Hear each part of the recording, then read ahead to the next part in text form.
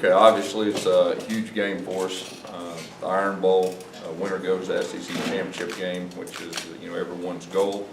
We talked about our team's goal this year is to get better each game. I feel like we have at this point, and for us to have a chance to win, we're going to have to play our best game and our most complete game up to this point. Questions? Gus, at SEC Media Days, you said that you'll go in and close the gap on Alabama and close it quickly. You'd only gone through one spring practice with these guys. What gave you the confidence to say that at that time? Well, I just knew our mindset. Our mindset was getting better. I mean, there was still a lot of question marks early in the season. We learned a lot about our team, but it was just our overall attitude, and we felt like we had some talent here also. What did that also say about the confidence in yourself to lead and organize a staff? Well, we got a great staff. They deserve a lot of credit to where we're at right now. But I think the most important thing was just the mindset. Auburn's a great place, and so it was really just the mindset. Gus, when people hear no huddle or spread, they think finesse teams. But you guys have been really physical at the line of scrimmage. What's sort of the key to playing that system and also being a physical team like you've been? Well, that's what we really harped on when we first got here. We felt like we needed to get our edge back, that physical, hard-nosed, blue-collar edge, and really it starts up front. And, we're a run, play-action team. A lot of times you hear spread, you think pass to open up the run, but, we're a run to open up the pass. Gus, you just talk about Rodney and Damien, and have you seen the difference in them this week? What it means to have two guys that have been in this game? Well, first of all, both those guys have done an outstanding job, for us. They understand Auburn. They played here. They have great pride. And the fact they played in this game, I think that will definitely help. But, all of our coaches have really had their A game this week. But I know their players can really rely on their coaches' experiences in the past. Gus, is Alabama where you want this program to be in terms of playing in these kind of big games on a regular basis, not just occasionally? Yeah, I think you're exactly right. That's what you strive for. You strive for going to Atlanta. And anytime you have a chance to play in a game like this, that tells you good things are ahead. Do you have to, as a coach, even when you deal with this, it's not a distraction, but to focus on the long term? You guys recruiting, you want to sustain it.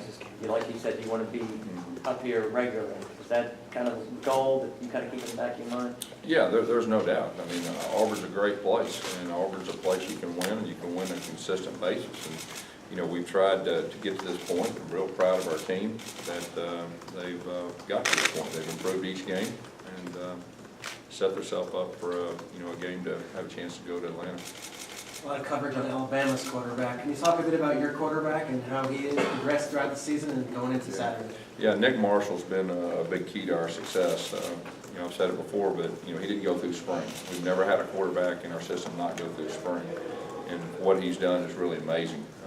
He was learning the offense on the go on Saturdays, and we were learning a lot about him.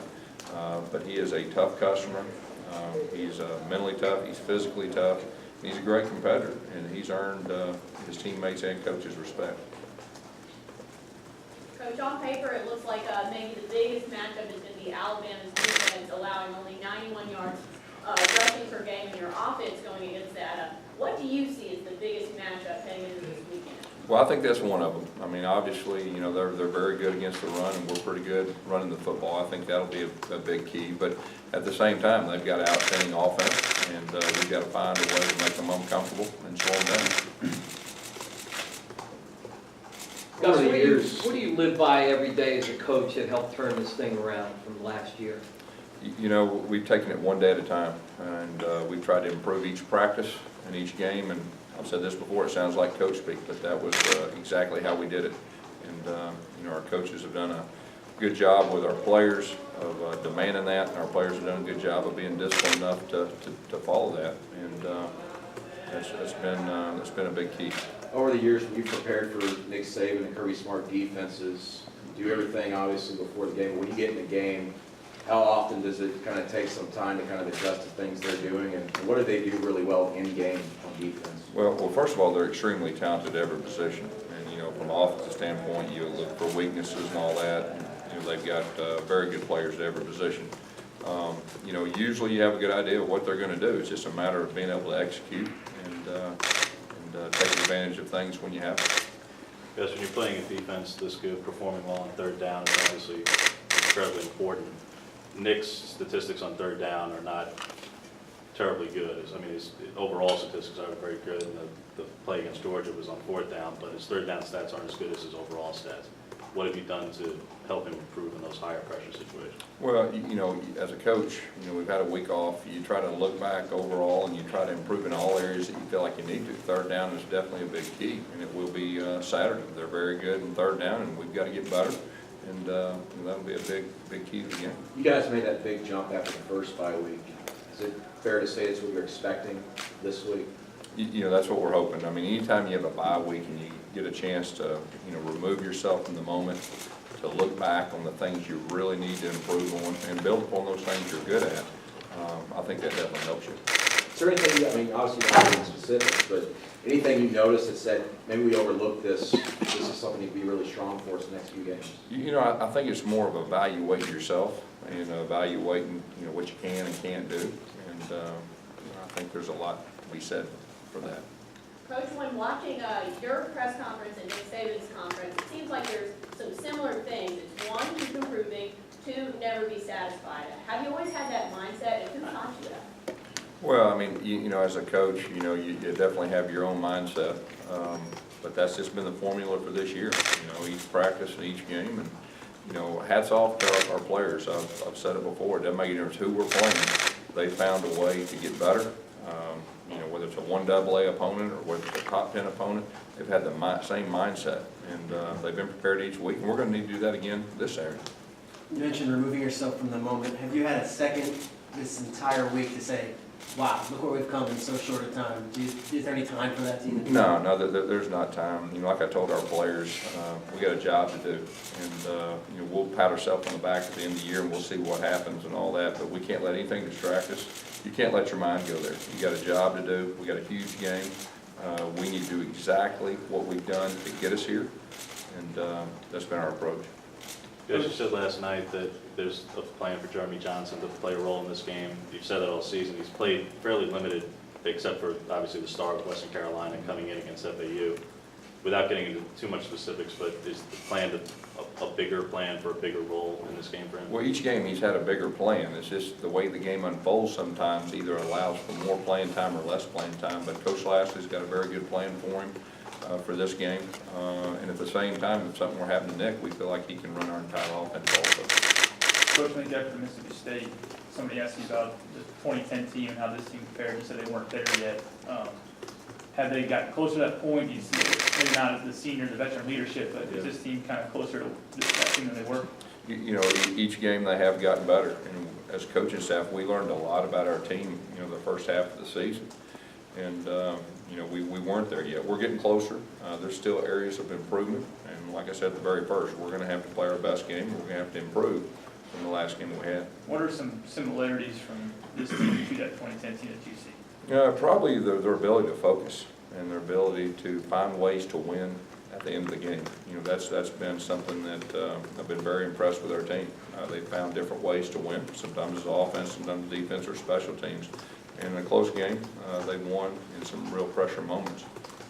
Can you solve the mystery of us for 2010? Do you believe they did crack the code of your signals in the first half of that game? And whether they did or didn't, how do you prevent that from happening this time? Well, I think as a coach, you always got to take a look at yourself and the components of your offense and your communication and all that. I mean, you know, they were very good on defense in 2010, and they did a few things that were a little bit different up to that point. It took us a while to adjust. So do you think they had your signals early? You know, I really don't know. Gus, you talked about the momentum of the season. How big was that second half at LSU? The fact that you guys, you talked about it before, but looking back, is that a key moment? Yeah, earlier in the season, you know, we were just, you know, I was real concerned about how our team would face, how we'd handle adversity. And that was my number one thing. And we got behind. It was on the road, hostile environment. We played on the verge of terrible for a quarter and a half. And at halftime, we had guys that were very vocal and you know, wasn't going to let what happened in the past happen. They went out there in the second half. We made it interesting. And if we'd have got that onside kick, you know, it could have got real interesting. What are you telling your players that haven't played in a game of this magnitude, especially the Iron Bowl?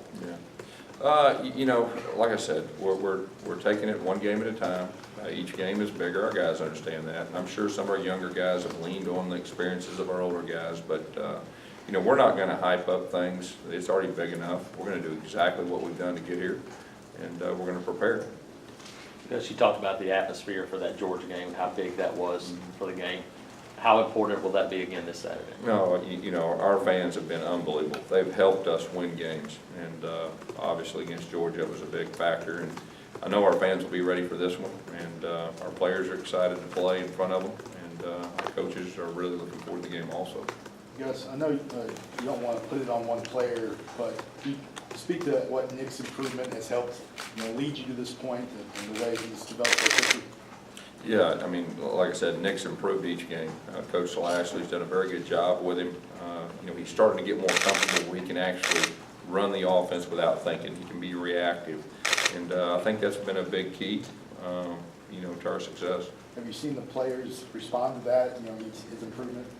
Yeah, our players have a lot of respect for him. Like I said, he doesn't get too high or too low, but he's got that air about him. They really believe in him. Even in pressure situations, they believe he's going to make a play, and of course, you know, he showed that so far this year. AJ McCarron's 36-2 and getting back in the Heisman conversation. What do you think of him and what you've seen over the years? He's a very good quarterback. You know, he has great command of the offense. You can see that he does a good job getting him in good plays, getting him out of bad plays. He can make all the throws.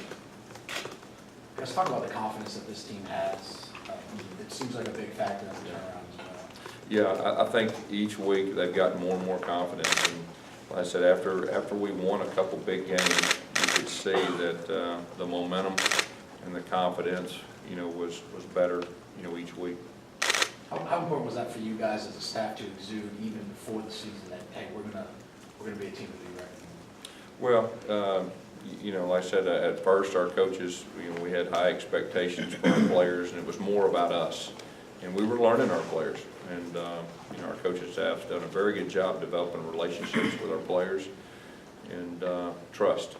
You know, our players trust our coaches, and our coaches trust our players, and I think there's something to be said for that. Can you touch on Corey Grant? Comes a big game for him this week, but what's he bring to your offense?